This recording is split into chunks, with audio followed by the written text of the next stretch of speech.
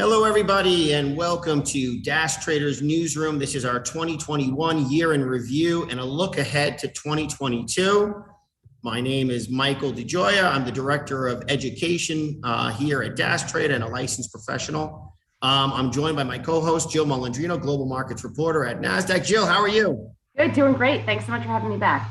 I do not know where 2021 went. It feels like just yesterday that we were doing this show in 2020. I mean, the year just absolutely flew by. And one thing that we were talking about at the end of 2020 was that it was the specter at that time of inflation. And I think that you and I both said that we didn't think that inflation would be transitory.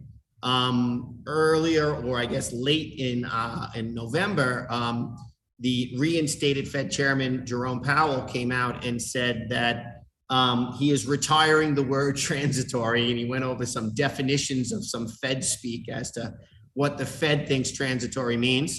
But I mean, we have a massive surge in inflation, 6.8% inflation, the most since 1982.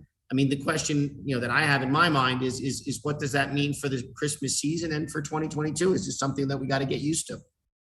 Well, Mike, you know what? I thought the reporting of this number was more to get a headline than it was, let's say, factual, if you will. The way it was reported surges to 6.8%. In fact, that's the total number where it's at. It actually upticked, I think, 0.6%. Okay. So, which is actually lower than what we saw in the month of October. So I think the headline number is a little bit more aggressive than the report itself is. And the fact that it's down ticking really is the headline in my mind. There have been a number of CEOs and logistics executives that have been commenting on how things are slowly starting to improve. So perhaps we have peaked on that. So that I guess it would be, what we're hoping for moving through 2022 when the Fed adjusts its policy. I mean, that's a really great point because, to be honest with you, I did not realize what 6.8% meant. And,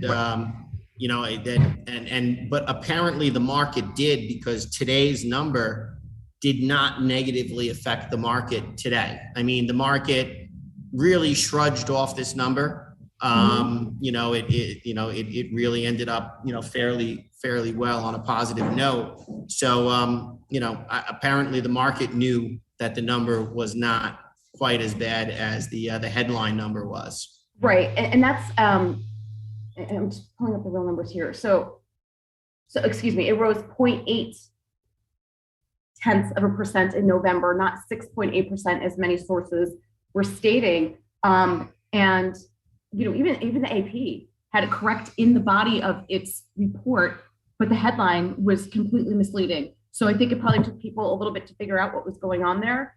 The number in October was 0.9% it rose. So we're actually in the start of a downtrend.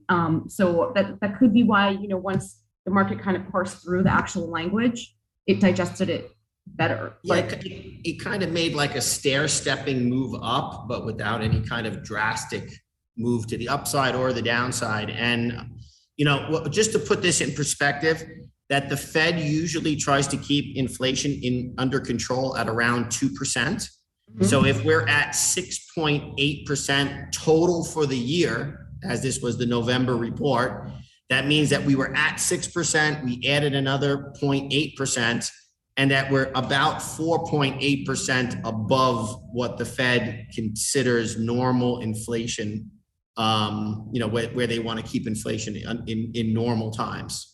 Is that accurate? Well, it's not 4.8%. You have to tweak that a little bit. So if it's normally at 2% and we're at 6.8%, we're about 200% higher, 200 yeah, about 200%. Higher. But I know what you're talking about. And you're right. You're absolutely right. We had the perfect storm to set this up. We had an economy on fire. We had the pandemic. We have more demand than we have supply. But it'll be interesting to see how that shifts. And I think another reason where it might get alleviated in 2022. So right now, the demand in 2020 and 21 really was focused towards goods, right? We have not been traveling or doing experiences or services-oriented activity as much as we were pre-pandemic. I think once we get past this winter, as more people get vaccinated, or apparently this variant isn't as deadly as prior ones. Who knows? But once you see that shift to services and experiences, that will also help that bottleneck. Yeah, absolutely. So let's jump in and talk a little bit about the Fed, Jerome Powell, his reinstatement. He is now reinstated, and he has turned into a much more hawkish version of Jerome Powell. I don't really know if it's that he has no other alternative. I mean, besides the end of quantitative easing, infinity, he talked about 4 potential rate hikes in 2022. And, I just don't know if he was waiting till he got reinstated before he turned more hawkish, because it certainly seems to me like he was a total dove in April when he hadn't gotten reinstated. And sure enough, now he's turned into a hawk. And he's also changed he's dropped transitory, which I want to address slightly as well. So what are your thoughts on this? I agree with you. Once getting reinstated, certainly kind of opened a door for him to, it's not like it's almost like when you get into your second term, you don't have to, I don't want to say fight as much. That's not the right term, but I'm in agreement largely with what you're saying.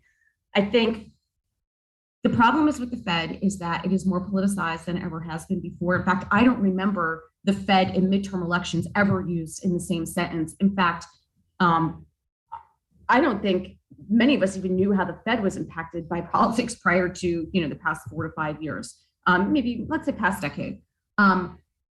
One of the issues I think Powell worked well is he is a Republican. I think if you were to get someone who was identified as a Democrat and their policies were more towards the climate change aspect of the Fed, which again, whoever thought we'd be using those 2 terms in the same sentence, it would have had a harder time getting his nomination to making him the actual appointed official. So I think that's part of it as well. And hopefully his hawkish stance will provide some sort of a balance, because we need to pull the plug at some time. The economy apparently is healthy enough to absorb some tightening and perhaps an interest rate. I don't know why the market gets surprised with all these headlines. The Fed, another thing, I don't ever remember the Fed being as deliberate about their messaging. I mean, you remember in the 80s and 90s, no one had any clue until the actual move occurred, right? Now, you could telegraph it. So I don't know why the market sometimes throws the tantrums that it does. I could see specific segments of the market, but we just, how much longer can this go on, Mike? Yeah, I really question when the Fed, the central bank, is the prime mover of the market. I mean, that to me is a fundamentally unhealthy situation for a and the Fed shouldn't predicate its policy on what the stock market is doing. It should be completely focused on labor market, the macroeconomic and global economic outlook. I believe the only Fed president that within their term had a final loss in the markets for his number of years over there was during the Great Depression. Ever since then, markets have been up during their terms. I believe Powell falls somewhere in the middle of the pack. Clearly, we had the .com boom, so that's the number 1 spot. But generally, over time, Mike, when you look at historical patterns of the stock market, it's that slow, methodical grind up. You wouldn't know that if you just started trading this past decade, but that's typically how it works.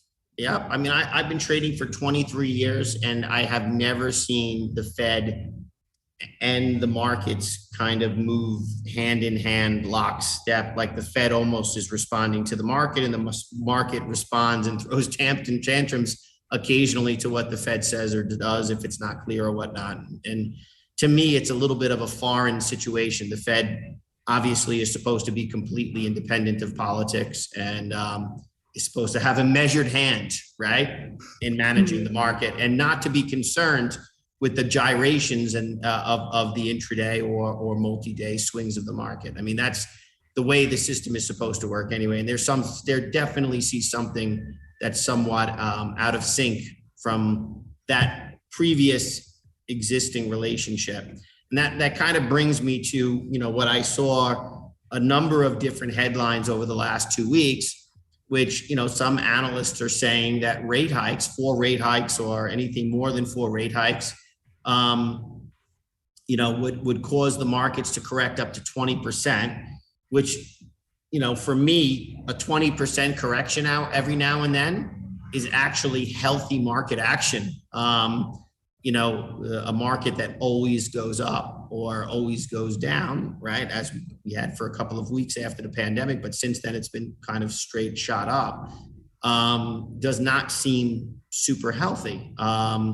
So needless to say, whether that will drag the economy into recession or not, I'm not sure, but I'm interested to hear your thoughts on this. To me, I think that was exactly what the Fed's purpose is to actually, regulate the economy, and do its job, not allow too much money to be printed and put into the market. But, what are your thoughts on this? Are these analysts, do you think they're correct, or do you think that this is just normal functioning of the markets?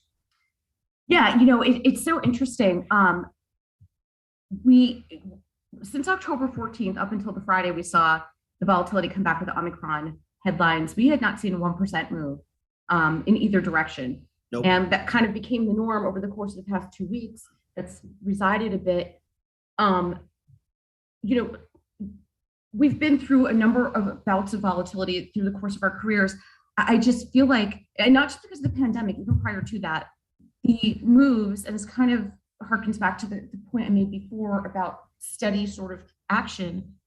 We have these extreme swings from one side to the other, and Mike, because the averages are trading so much more higher than they were in years past. The Nasdaq 100 is over 16,000. Apple's gained almost $1 trillion in market cap in a year, right? Yeah. So 5% when, the average is at 5,000 versus 5% when it's over 16,000. That's why financial media will report the Dow all the time, because since it's higher in numbers, it sounds more like a headline.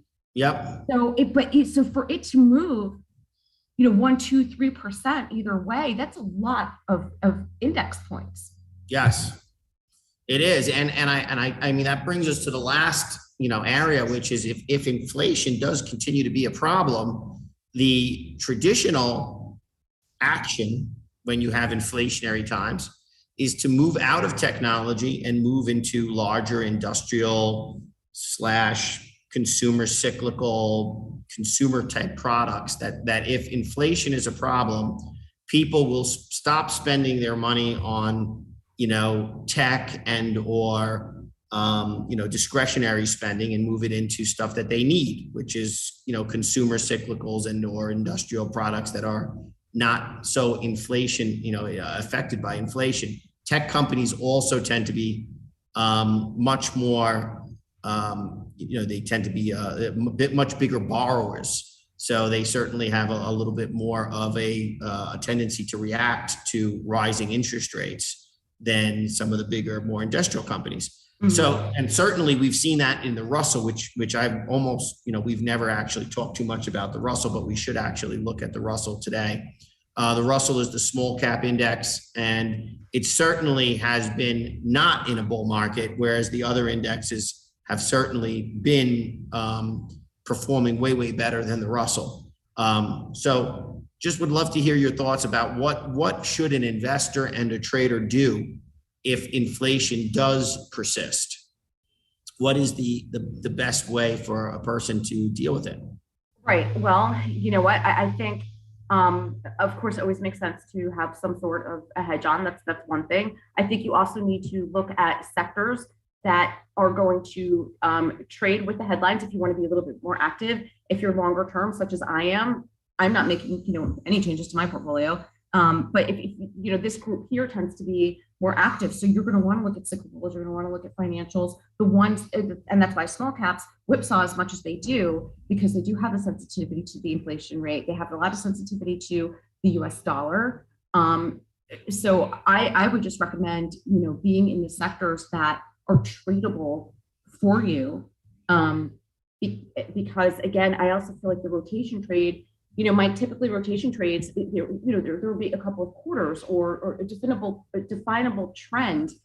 Now it's like, okay, one day we have a new variant. So bye Nasdaq 100. I mean, yay, we love Nasdaq 100, work from home stocks, and we hate casinos and airlines. And then the next day, the Pfizer vaccine works great for it. Well, we'll sell off the Nasdaq 100 work from home stocks, and all of a sudden we're going back on cruises and airplanes.